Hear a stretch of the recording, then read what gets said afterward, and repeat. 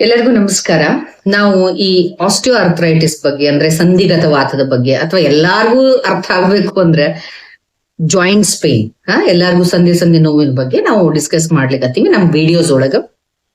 ಯಾರು first time ನೋಡ್ಲಿಕ್ಕತ್ತೀರಿ ದಯವಿಟ್ಟು channel ಅನ್ನ ಸಬ್ಸ್ಕ್ರೈಬ್ ಮಾಡ್ಕೊಳ್ರಿ ಮತ್ತು ಸಬ್ಸ್ಕ್ರೈಬ್ ಮಾಡಿದ ಚಾನೆಲ್ಗೆ ನೀವು ಹೋಗಿ ನೋಡಿದ್ರೆ ಬಹಳಷ್ಟು ನಿಮ್ಗೆ ಬೇರೆ ಬೇರೆ ವಿಡಿಯೋಗಳು ಸಿಗ್ತಾವ್ ಈ ಜಾಯಿಂಟ್ಸ್ ಪೇನ್ ಬಗ್ಗೆ ಎಲ್ಲ. ಈಗ ಈ ಆಸ್ಟಿಯೋಆರ್ಥರೈಟಿಸ್ ಹೆಂಗ್ ಬರ್ತದ, ಏನು, ಯಾರಿಗ್ ಬರ್ತದ ಅದನ್ನೆಲ್ಲ ನೋಡಿದ್ವಿ. ಇದು ನಾ ಹೇಳಿದ್ದೆ ನಿಮ್ಗೆ ಡಿಜನರೇಟಿವ್ ಪ್ರಾಬ್ಲಮ್. ಇದು ಅಂದ್ರೆ ಸೌಕಳಿ ಬರ್ತಾ ಏಜ್ ಆದಂಗ್ ಬರ್ತಿತ್ತು ಅಂತ ಹೇಳಿ. ಬಟ್ ಅನ್ಫಾರ್ಚುನೇಟ್ಲಿ ಇತ್ತಿತ್ಲಾಗ ಎಲ್ಲಾರ್ಗೂ ಬರ್ತದ ಅಂತ ಅನ್ನೋದನ್ನು ಕೂಡ ನಾವು ಮೊನ್ನೆ ಡಿಸ್ಕಸ್ ಮಾಡಿದ್ವಿ. ಇದು ಎಲ್ಲಾರ್ಗೂ ಬರ್ತದ ಅನ್ನೋದು ಆದ್ರೆ ಕಾರ್ಟಿಲೇಜಸ್ ಆಟೋಮೆಟಿಕಲಿ ಎಲ್ಲರಿಗೂ ಡ್ಯಾಮೇಜ್ ಆಗ್ಲಿಕ್ಕತ್ತಾವು. ಇದನ್ನ ಈ ವಿಡಿಯೋ ಮಾಡ್ತಾ ಇರ್ಬೇಕಾದ್ರೆ ನಮ್ಮ ಪೇಷಂಟ್ಸ್ ನನಗೆ ಪರ್ಸನಲಿ ಕಾಲ್ ಮಾಡಿ ಹೇಳಿದ್ರು, ಮೇಡಮ್ ನೀವು ಸ್ಟ್ರೆಸ್ ಇಂದ ಬಹಳ ಜಾಯಿಂಟ್ಸ್ ಡ್ಯಾಮೇಜ್ ಆಗ್ತಾವು, ಸ್ಟ್ರೆಸ್ ತಗೋಬೇಡ್ರಿ ಅಂತೇಳಿ ಬಹಳ ಸ್ಟ್ರೆಸ್ ಕೊಟ್ಟು ಹೇಳ್ತೀರಿ. ಅದ್ ಹೆಂಗ? ನಮ್ ಹಿರಿಯರೆಲ್ಲ ಎಷ್ಟೊಂದು ಸಿಕ್ಕಾಪಟ್ಟೆ ವಿಚಾರ ಮಾಡ್ತಿದ್ರು, ಚಿಂತನೆ ಮಾಡ್ತಿದ್ರು, ಬಹಳ ವಿಚಾರ ಮಾಡ್ತಿದ್ರು. ನಮ್ಗೆ ಈಗ ಇನ್ಫ್ಯಾಕ್ಟ್ ಲೈಫ್ ಎಲ್ಲ ಬಹಳ ಕಂಫರ್ಟೇಬಲ್ ಆಗೈತಿ, ಎವ್ರಿಥಿಂಗ್ ಇಸ್ ಸೋ ಈಸಿ. ಆದ್ರೆ ನಮಗ ಜಾಯಿಂಟ್ಸ್ ಬಹಳ ಡ್ಯಾಮೇಜ್ ಆಗ್ತಾವು. ನಮ್ಗೆ ಅಂತ ಟೆನ್ಷನ್ಸ್ ಇರಂಗಿಲ್ಲ, ಬಟ್ ಅವ್ರದ್ದು ಡಿಫಿಕಲ್ಟ್ ಇತ್ತು ಡೇಸ್ ಅಂತ. ಅದಕ್ಕೆ ಈ ಸ್ಟ್ರೆಸ್ ಇಂದ ಹೆಂಗ ಜಾಯಿಂಟ್ಸ್ ಡ್ಯಾಮೇಜ್ ಆಗ್ತಾವು ಅನ್ನೋದನ್ನ ಹೇಳ್ರಿ. ಅಥವಾ ಡಾಕ್ಟರ್ಸ್ಗೆ ಯಾರಿಗೂ ಡಯಾಗ್ನೋಸ್ ಮಾಡಕ್ ಗೊತ್ತಾಗ್ಲಿಲ್ಲ ಅಂತಂದ್ರೆ ಸ್ಟ್ರೆಸ್ ಮೇಲೆ ಹಾಕ್ಬಿಡ್ತಾರೇನು, ಎಲ್ಲದಕ್ಕೂ ಸ್ಟ್ರೆಸ್ ಅಂತಾರಲ್ಲ, ಏನಿದು ಅಂತ ಒಬ್ರು ಪ್ರಶ್ನೆ ಕೇಳಾರ. ಇನ್ನೊಬ್ರು ವಾತ ಪ್ರಕೋಪ ಆಗುವಂತ ಆಹಾರ ಊಟ ಮಾಡ್ಬೇಡ ಅಂತ ಹೇಳಿರಿ.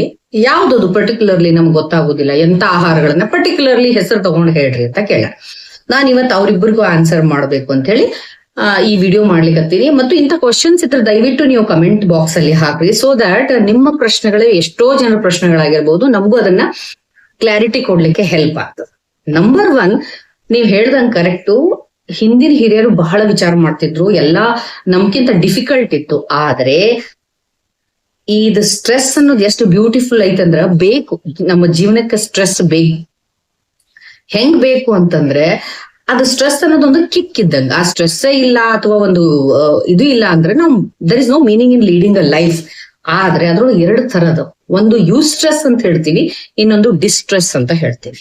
ನಮ್ ಹಿರಿಯರ್ ಮಾಡ್ತಿದ್ದದ್ ಏನಪ್ಪಾ ಅಂದ್ರೆ ಯೂಸ್ಟ್ರೆಸ್ ಅಂದ್ರೆ ಏನ್ ಗೊತ್ತಾ, ಯಾವ ಕೆಲಸ ಅದ್ರ ಏನ್ ಮುಟ್ಬೇಕು ಅನ್ನುವಂತ ಐಡಿಯಾ ನಮ್ಗೆ ಇರ್ತಿತ್ತು, ಅದ್ರ ದಾರಿನೂ ಗೊತ್ತಿರ್ತಿತ್ತು, ಅದು ಮಾಡ್ಲಿಕ್ಕೆ ಕಷ್ಟ ಆಗ್ತಿತ್ತು ನಮ್ಗೆ. ಬಟ್ ಹೆಂಗೋ ಕಷ್ಟಪಟ್ಟು, ಈಗ ಎಕ್ಸಾಂಪಲ್, ಒಂದು ಕೋಟಿ ಗಟ್ಲೆ ದುಡ್ಡು ಹಾಕಿ ಒಂದು ಬಿಸ್ನೆಸ್ ಸ್ಟಾರ್ಟ್ ಮಾಡ್ಬೇಕಾಗಿದೆ, ಅಥವಾ 1 ಲಕ್ಷ ಗಟ್ಲೆ ದುಡ್ಡು ಹಾಕಿ ಬಿಸ್ನೆಸ್ ಸ್ಟಾರ್ಟ್ ಮಾಡ್ಬೇಕಾಗಿದೆ. ನನ್ನ ಹತ್ರ ಇಲ್ಲ, ಬಟ್ ನನಗೆ ಗೊತ್ತದ ಅದನ್ನ ಹೆಂಗ್ ಸ್ಟಾರ್ಟ್ ಮಾಡ್ಬೇಕು, ಏನ್ ಮಾಡ್ಬೇಕು ಅನ್ನೋ ಐಡಿಯಾ ನನ್ನ ಹತ್ರ ಐತಿ, ನನಗ್ ಕ್ಲಾರಿಟಿ ಐತಿ. ಮತ್ತು ನಾನು ಯಾವ ಮಾರ್ಗದಿಂದ ಹೋಗಿ ಯಾವ ರೀತಿಯಾಗಿ ನಾನು ಫಂಡಿಂಗ್ ಎಲ್ಲ ಮಾಡ್ಕೊಂಡು ಇಂಥವ್ರು ಕಾಂಟ್ಯಾಕ್ಟ್ ಮಾಡ್ಬೇಕು, ಹಂಗ್ ಮಾಡ್ಬೇಕು, ಹಿಂಗ್ ಮಾಡ್ಬೇಕು, ಇದೆಲ್ಲ ಮಾಡಿದ್ರೆ ನನ್ನ ಗುರಿಯನ್ನ ನಾ ತಲುಪ್ತೀನಿ ಅನ್ನೋದಂತ ಕ್ಲಾರಿಟಿ ಇದ್ದಾಗ ನಾವು ಏನು ಮಾಡ್ತೀವಿ, ಚಿಂತನೆ, ದಟ್ ಈಸ್ ಯೂಸ್ಟ್ರೆಸ್.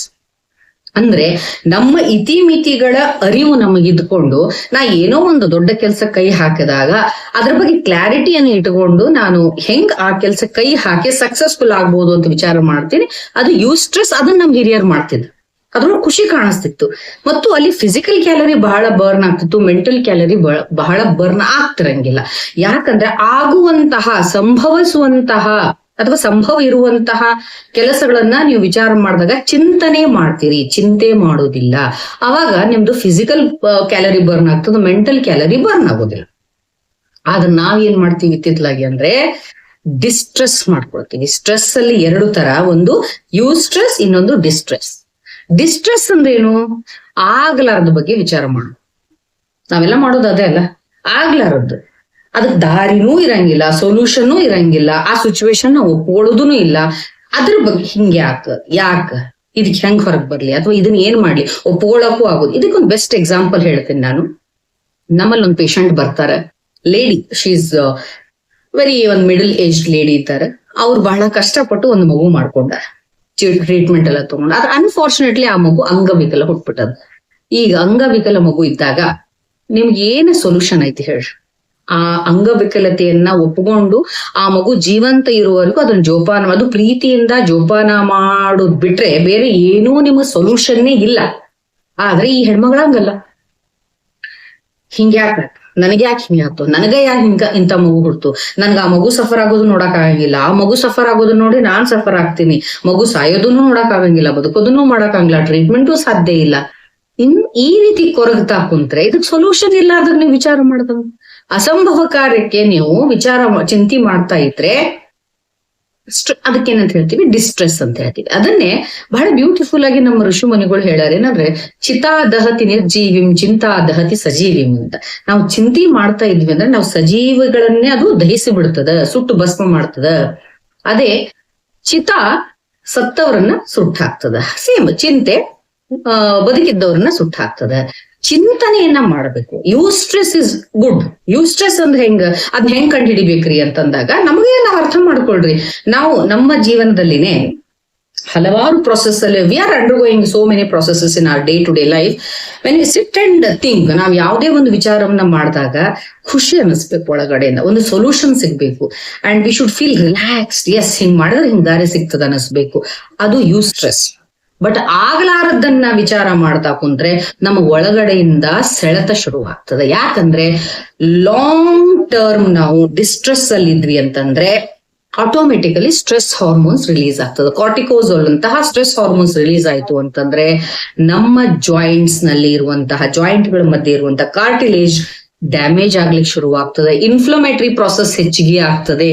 ಅವು ಆಟೋಮೆಟಿಕಲಿ ಡ್ಯಾಮೇಜ್ ಆಗ್ಲಿಕ್ಕೆ ಶುರು ಆಗ್ತದೆ. ಬ್ಲಡ್ ಸರ್ಕ್ಯುಲೇಷನ್ ರೆಡ್ಯೂಸ್ ಆಗ್ತದೆ. ಮಸಲ್ ಟೆನ್ಷನ್ ಹೆಚ್ಚಿಗೆ ಆಗ್ತದೆ. ಇದನ್ನ ಅಗದಿ ಸರಳ ಭಾಷೆಯಲ್ಲಿ ಹೇಳ್ಬೇಕು ಅಂದ್ರೆ, ಹಳ್ಳಿ ಒಳಗೆ ಮಾತಾಡ್ತಿರ್ತಾರ ನೋಡ್ರಿ, ಏನೋ ಅತಿ ದುಃಖ ಆಯ್ತು ಅಂದ್ರೆ, ಅತಿ ಟೆನ್ಷನ್ ಆಯ್ತು ಅಂದ್ರೆ ನನ್ನ ಕಂಠ ಬಿಗಿದು ಬಂದಿತ್ತು ಅಂತ ಹೇಳ್ತಾರೆ. ಬಹಳ ದುಃಖ ಆಗಿ ಕಂಠ ಬಿಗಿದು ಬಂದಿತ್ತು. Exactly, they talk very scientifically. ಬಹಳ ಒಳಗಡೆ ನಮ್ಗೆ ಡಿಸ್ಟ್ರೆಸ್ ಆಯ್ತು ಅಂದ್ರೆ ಫಸ್ಟ್ ನೆಕ್ ಮಸಲ್ಸ್, ಈ ಸರ್ವೈಕಲ್ ಏರಿಯಾದಲ್ಲಿರುವಂತಹ ಕಾರ್ಟಿಲೇಜಸ್ ಸ್ಟಿಫ್ನೆಸ್ ಬರ್ತಾವು. ಆಟೋಮೆಟಿಕಲಿ ನೆಕ್ ಮಸಲ್ಸ್ ಸ್ಟಿಫ್ನೆಸ್ ಬರ್ತಾವು, ಕಂಠ ಬಿಗದಂಗ ಆಗ್ತದೆ. ಮತ್ತು ಶೋಲ್ಡರ್ ಮಸಲ್ಸ್ ಪೇನ್ ಬರ್ತಾವು. ನೆಕ್ಸ್ಟ್ ಎಲ್ಲಾ ಜಾಯಿಂಟ್ಸ್ ಮಸಲ್ಸ್ ಡ್ಯಾಮೇಜ್ ಆಗ್ಲಿಕ್ಕೆ ಶುರು ಆಗ್ತಾವ. ಓಕೆ, ಅದಕ್ಕೋಸ್ಕರ ಈ ಡಿಸ್ಟ್ರೆಸ್ ಅನ್ನ ಮಾಡ್ಕೊಳ್ಳೋದು ಏನೈತಲ್ಲ, ಇದು ನಮ್ಮನ್ನೇ ನಾವು ಸುಟ್ಕೊಂಡಂಗ.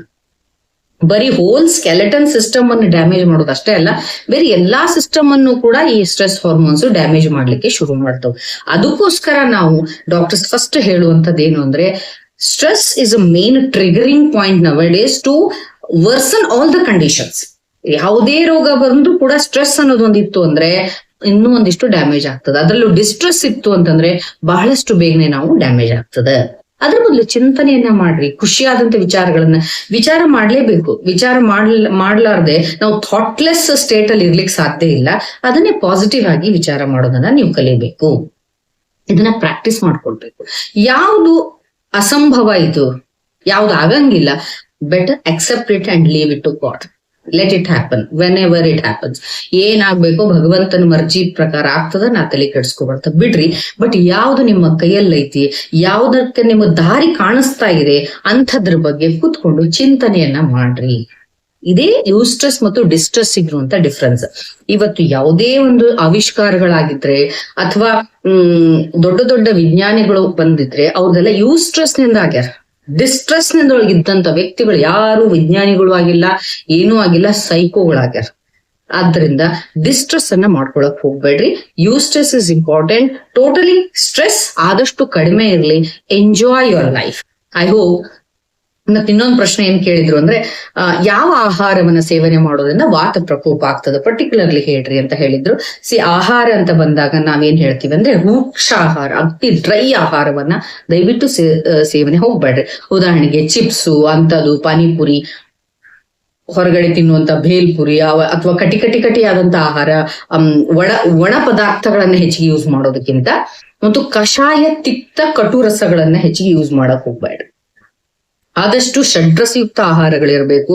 ನಮ್ಮ ಹಿರಿಯರು ಏನ್ ಮಾಡಿಟ್ಟಾರ, ಮಧುರ, ಆಮ್ಲ, ಲವಣ, ಕಟು, ತಿಕ್ತ, ಕಷಾಯ. ಮಧುರ ರಸದಿಂದ ನಿಮ್ದು ಭೋಜನ ಸ್ಟಾರ್ಟ್ ಆಗ್ಬೇಕು. ಊಟ ಶುರು ಮಾಡ್ಬೇಕಾದ್ರೆ ಸ್ವೀಟ್ ಟೇಸ್ಟ್ ಇಂದ ಶುರು ಮಾಡ್ಬೇಕು. ಮಧ್ಯೆ ಆಮ್ಲ, ಲವಣ, ಕಟು, ತಿಕ್ತ ಎಲ್ಲ ಸೇವಿಸ್ಬೇಕು.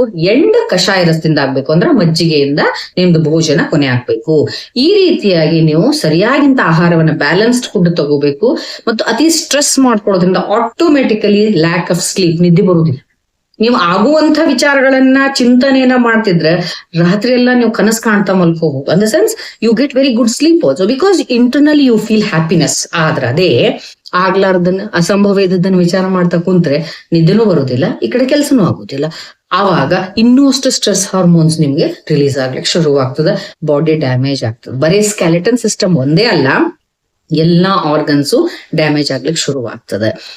ಕೆಲವು ಜನ ಹೇಳ್ತಾರ, ನಾನ್ ನಿಮ್ಗೆ ಅದು ಅಗ್ದೇ ಒಂದು ತಿಳಿ ಎಲ್ಲರಿಗೂ ಅರ್ಥ ಆಗುವಂತ ಒಂದು ಎಕ್ಸಾಂಪಲ್ ಕೊಡ್ತೀನಿ.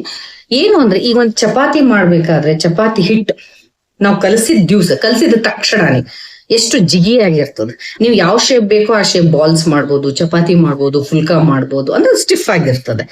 ಹಂಗ ನಮ್ಮ ದೇಹದಲ್ಲಿ ಎಲ್ಲಾ ಜಾಯಿಂಟ್ಸ್ ಗಳ ಮಧ್ಯ ಕಾರ್ಟಿಲೇಜಸ್ ಅನ್ನುವಂತ ಸಾಫ್ಟ್ ಟಿಶ್ಯೂ ಸ್ಟಿಫ್ ಆಗಿರ್ಬೇಕು, ಕರೆಕ್ಟ್ ಆಗಿರ್ಬೇಕು, ಪ್ರಾಪರ್ ಲುಬ್ರಿಕೇಶನ್ ಇರಬೇಕು. ಆದ್ರೆ ನೀವು ಆ ಚಪಾತಿ ಹಿಟ್ಟನ್ನ 2-3 ದಿವಸ ಹಂಗೆ ಬಿಟ್ಬಿಡ್ರಿ ಕಲಸಿ, ಅದು ತನ್ನ ಪಿಸಿಯನ್ನ ಅಥವಾ ಆ ಒಂದು ಏನು ಜಿಗುಟುತನವನ್ನ ಕಳ್ಕೊಂಡು ಒಂಥರ ಅಳಗಾಡ್ಲಿಕ್ಕೆ ಶುರುವಾಗ್ತದೆ. ಯು ಕಾಂಟ್ ಮೇಕ್ ಇಟ್ ಒಂದು ಪ್ರಾಪರ್ ಶೇಪ್ ಮಾಡ್ಲಿಕ್ಕೆ ಬರುವುದಿಲ್ಲ ಅದನ್ನ.